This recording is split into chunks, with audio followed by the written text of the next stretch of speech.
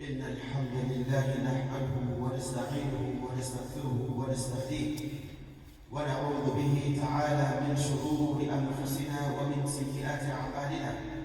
من يهده الله فلا مضل له ومن يضلل فلا هادي له، وأشهد أن لا إله إلا الله وحده لا شريك له، وأشهد أن محمدا عبده ورسوله.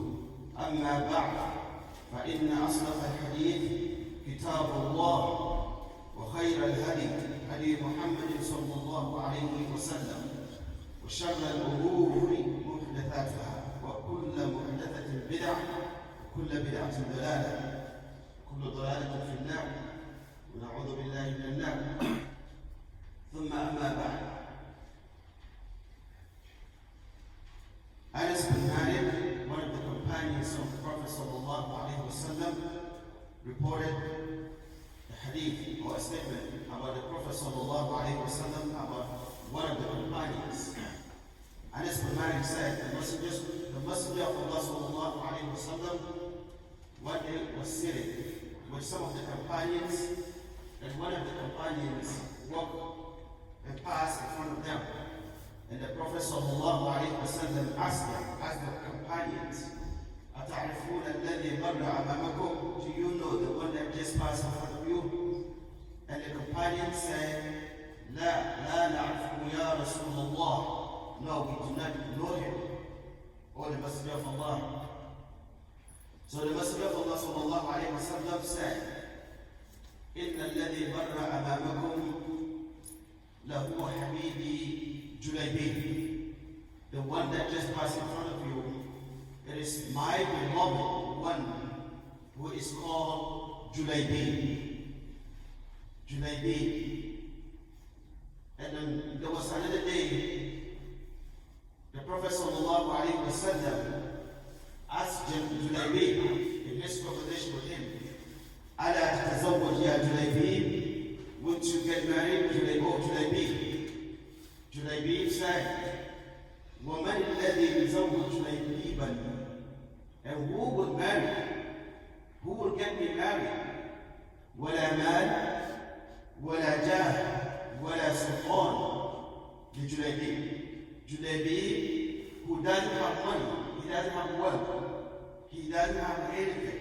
Who would get him married? Or who would marry Julaibeeb? The day that Julaibeeb passed away, radiyallahu anhu, the Prophet sallallahu alayhi wa sallam was dead.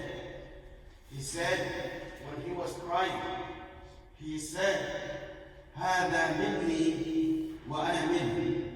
In another narration, he said, أَنْتَ مِنِّي وَأَنَا مِنِّي. You are mine, or I'm yours, and you are mine.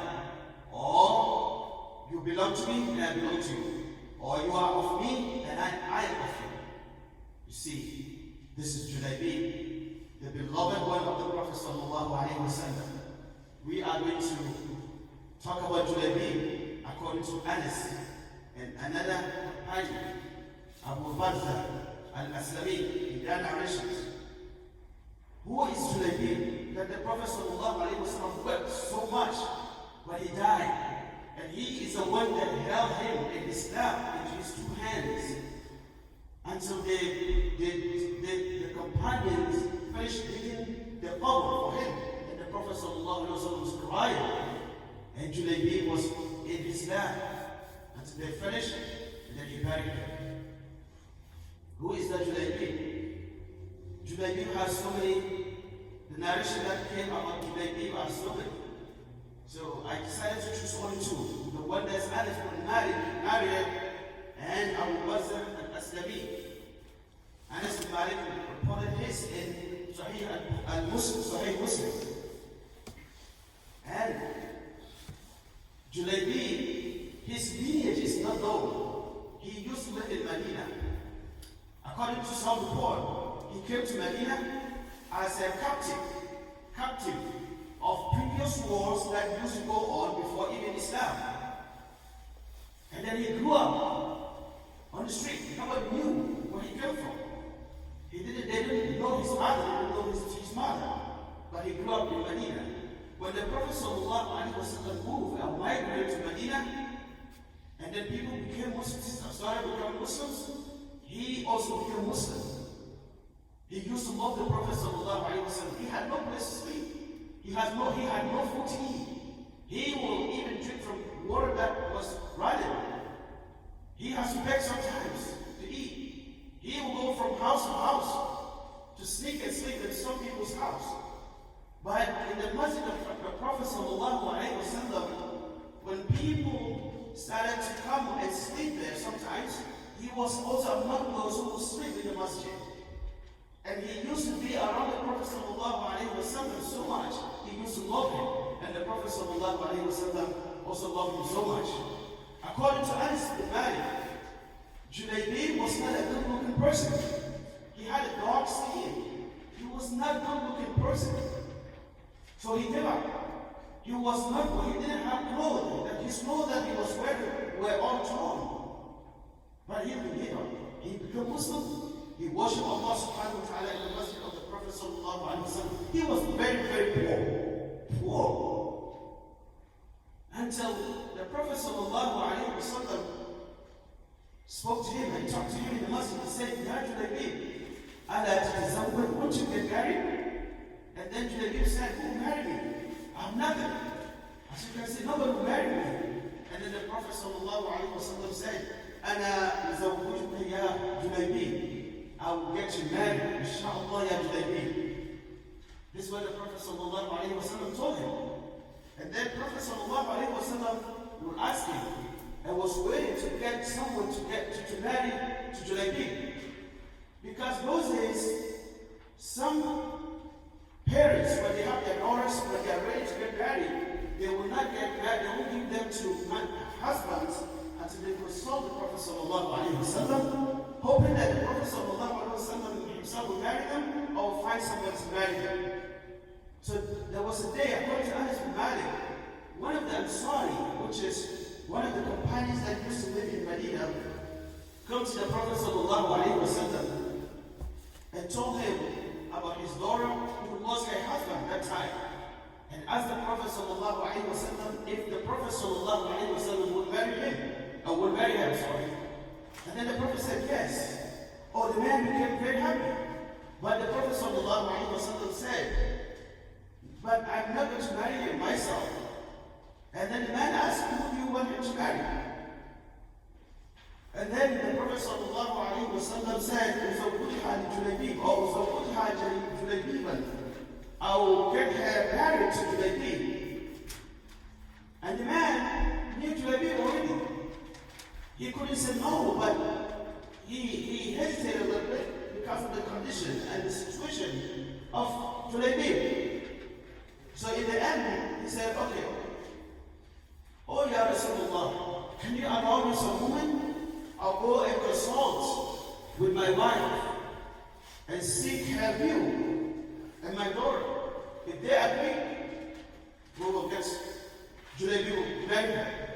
The man went home, spoke with his wife, gave the news to his wife that the Prophet ﷺ wants to get our daughter married. The wife got happy, so happy, and she was jubilated, saying, Na'am, Na'mat ayn, or Na'mayn, expression that shows happiness. But the man told his wife that no, the Prophet said he's not going to marry him, he's not going to marry her himself, but he's giving her to Julaibeeb. And then the woman said, no, I will Julaibeeb, I can't give my daughter to Julaibeeb. I denied so and so and so person, and they are even better than Julaibeeb. How can I give her to Julaibeeb who has no place to sleep? And then when they were talking about that, the daughter came screaming and said, Who is the one who took my hand from you? He said to her, the Messenger of Allah sallallahu alayhi wa sallam. And then she said, أتردان على رسول الله صلى الله عليه وسلم أمره?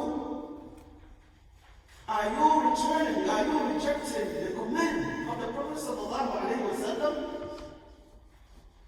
Are you rejecting, refusing what the Prophet sallallahu alayhi wa sallam said?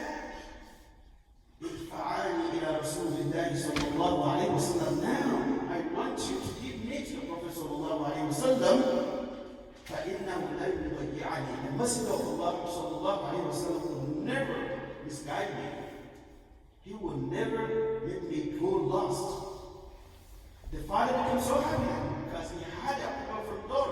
So the father went to the Prophet sallallahu alayhi wa sallam quickly and informed the Prophet sallallahu alayhi wa sallam, saying, Ya Rasulullah, sha'anuka biha.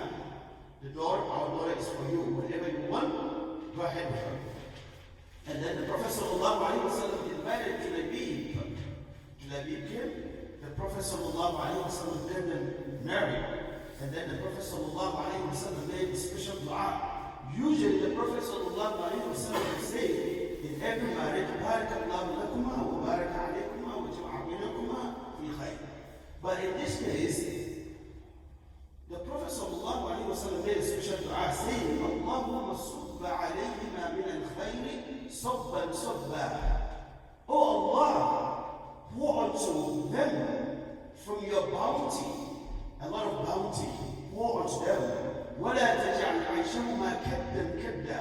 Do not make their living or livelihood harder or harder. That's a special dua the Prophet made for them. And then he raised his hand and made that dua. So they get married. But they didn't stay longer. Some said 3 days passed after the marriage between Julaibeeb and his wife. Some said that same day, that same night. Some would call there was a fight, there was a war, jihad. Ala ya khayla Allah, irkabi. Ala ya khayla Allah, irkabi. Oh, the warriors of Allah, get ready to go and fight. Julaibeeb heard that, he didn't stay.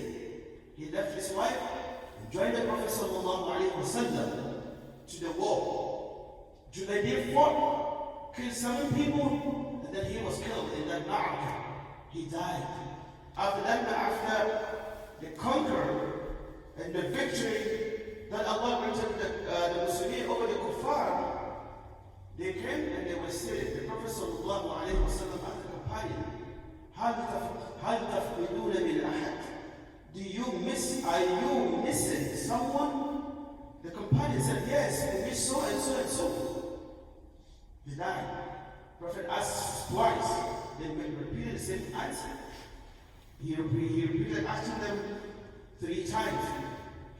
And then they gave the same answer. None of them mentioned the name of Julaibeeb. They didn't say, I'm listening to Julaibeeb. Who is Julaibeeb?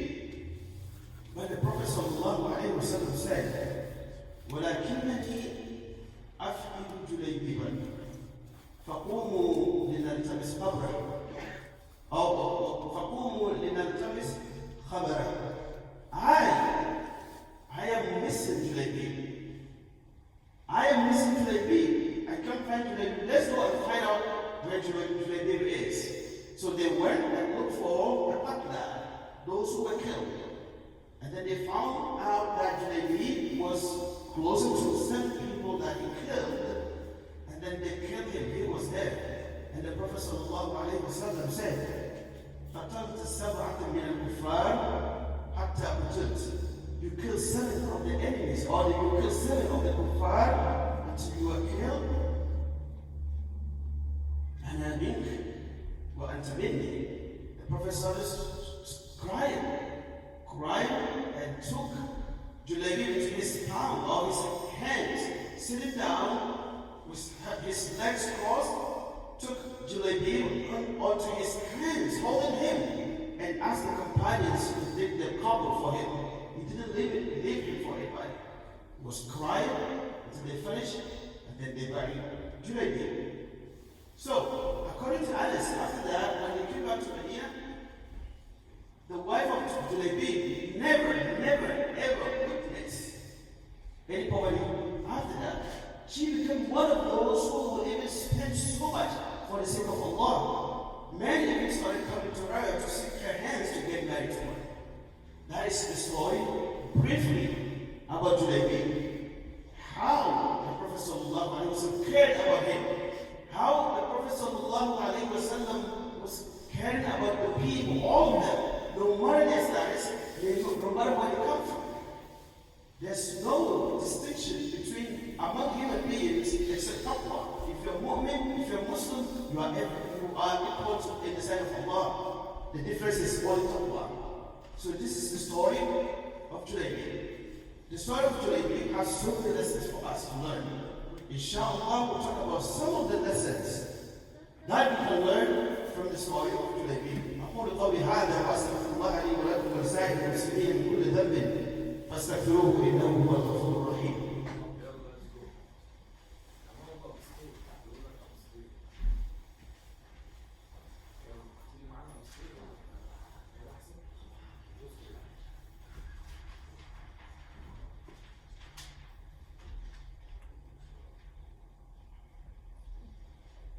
الحمد لله رب العالمين والصلاة والسلام على رسول الله وبعد.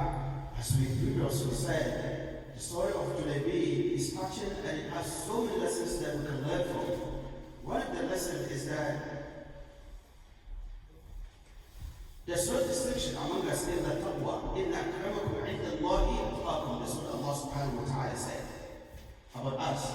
And also, it shows how the Prophet sallallahu alayhi wa sallam cared or was concerned about every Muslim.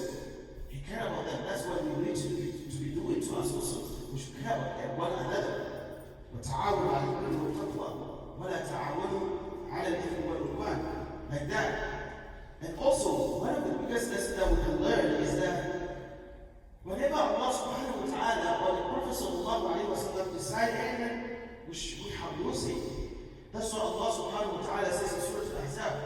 وَمَا كَانَ لِمُؤْمِنٍ وَلَا مُؤْمِنَةٍ إِذَا قَضَى اللَّهُ وَرَسُولُهُ أَمْرًا أَن يَكُونَ لَهُمُ الْخِيَرَةُ مِنْ أَمْرِهِمْ وَمَنْ يَعْصِ اللَّهَ وَرَسُولَهُ فَقَدْ ضَلَّ ضَلَالًا مُبِينًا. Whenever Allah subhanahu wa ta'ala in this lesson decide anything, there's no options, any further choice for a believing man or believing woman. But whoever disobeys Allah subhanahu wa ta'ala, that person has gone misguided. So, the Prophet decided that he wanted to get married to a daughter. She, Allah guided her, she accepted right away. Even though the status of Julaibeeb was kind of in dunya, not what the parents were expecting, but she accepted. And then that's what Allah subhanahu wa ta'ala said, وَمَنْ يُطِعِ اللَّهَ وَرَسُولَهُ فَقَدْ فَازَ فَوْزًا عَظِيمًا. In Surah Al-Ahzab again. Whoever followed, listened, and obeyed Allah subhanahu wa ta'ala and His Messenger, that person has succeeded. فَقَدْ فَازَ فَوْزًا عَظِيمًا. No matter how it is, you obey Allah, you're successful. You see, that is what we need to know, and that's what we learn from this. Another and the biggest lesson that we learn from this, and that's a big problem in the society, in every society especially, or sometimes among the Muslims, caring for those who are not married. Al-ayama, people who are not married. Allah subhanahu wa ta'ala is encouraging us or commanding us to get those who are not married married. Get them married because getting them married is their salah and the salah al-ummah depend on that. Every society, their success and progress depends on the individuals or the families, and the families, their success depends on the individual members of the family. And the youth, if you have them and they're not married, imagine what they can go through. Our society and the community will not prosper. Get them married. That's what Allah subhanahu wa ta'ala says in Surah An-Nur, where He began forbidding zina. الزانية والزاني فاجلدوا كل واحد منهما مئة جلدة.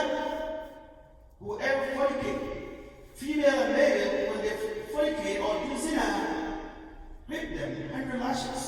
So what is the solution? In the same surah, Allah subhanahu wa ta'ala says, وَأَنْكِحُوا الْأَيَامَ مِنْكُمْ وَالصَّالِحِينَ مِنْ عِبَادِكُمْ وَإِمَائِكُمْ. Get those who are not married, get them married. Support them. Let them get married. And those who are good among the slave men and slave girls, get them married. Sometimes we think that when people get married, they may become poor or they lose some wealth. that, saying, إِن يَكُونُوا فُقَرَاءَ, if they think, or if they are poor, يُغْنِهُمُ اللَّهُ مِنْ فَضْلِهِ, Allah subhanahu wa ta'ala will grant them or give them His bounty. Wallahu wasi'un alim. Allah is all encompassing. He has everything. Everybody is included in the blessing of Allah subhanahu wa ta'ala. Your risk doesn't come from you, it comes from Allah. Get them married, don't fear of poverty. Alim, Allah knows the situation. So this is a big message that we can learn. It is up to us as society to support one another to get married. Ya ma'ashar al-shabab, this is what the Prophet sallallahu alayhi wa sallam said. Man istata'a minkum al-ba'a falyatazawwaj. Whoever can get married should, or whoever can afford it should get married. فإنه أغض للبصر, because it's good for you to lower your gaze. وأحسن للفرج, and it is good for the protection of your private part. See, it's encouragement. If you're not married, you are like you have your deen. You have no tranquility. You have no sakina. When you get married, Allah subhanahu wa ta'ala said, وَجَعَلَ بَيْنَكُمْ مَوَدَّةً وَرَحْمَةً. Allah gives you love and mercy. So let's support one another. And do not hide yourself. If you have need, go seek for someone to get married. If you know someone who's not married, advise that person, support them. Don't neglect, and we shouldn't make marriage so hard for people to get married. Don't drive away people when people come to you. Look at their akhlaq, look at their deen. This is the criteria that we need to look at. And this is all in our own benefit as a society, as a Muslim society. We ask Allah subhanahu wa ta'ala to make our religion good for us. We ask Allah subhanahu wa ta'ala to help us practice our religion. We ask Allah subhanahu wa ta'ala to forgive us our mistakes. اللهم يا مقلب القلوب ثبت قلوبنا على دينك. اللهم ربنا آتنا في الدنيا حسنة وفي الآخرة حسنة وقنا عذاب النار. ربنا هب لنا من لدنك ذرية طيبة إنك أنت الوهاب. برحمتك يا ارحم الراحمين. وصلى الله وسلم على نبينا محمد وعلى اله وصحبه اجمعين. واقم الصلاه. My dear brothers and sisters, one big announcement. Allah subhanahu wa ta'ala has blessed us and we have the payment paid now. Please, for the sake of Allah, the cost is still high. We haven't finished payment. The masjid needs your donation. Please make it a point. Donate whatever you can do into the masjid. Go ahead and complete this hard work. It is up to us to support this religion, to support our society. May Allah subhanahu wa ta'ala bless all of you and make it easy for all of you. And think about your masjid. Whatever amount you can donate and support your masjid, please give it to Allah. And you will never lose it, inshallah. You will see it and then you will benefit from it. Wassalamu alaikum wa rahmatullahi wa barakatuh.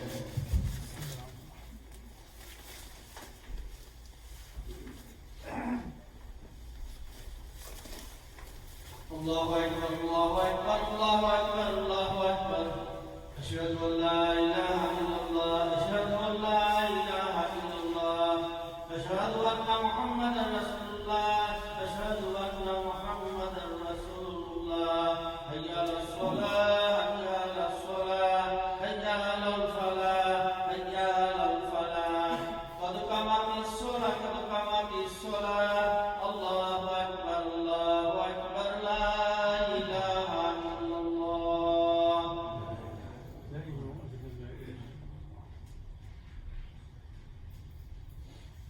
استووا واعتدلوا واستقيموا تراصوا يرحمكم الله.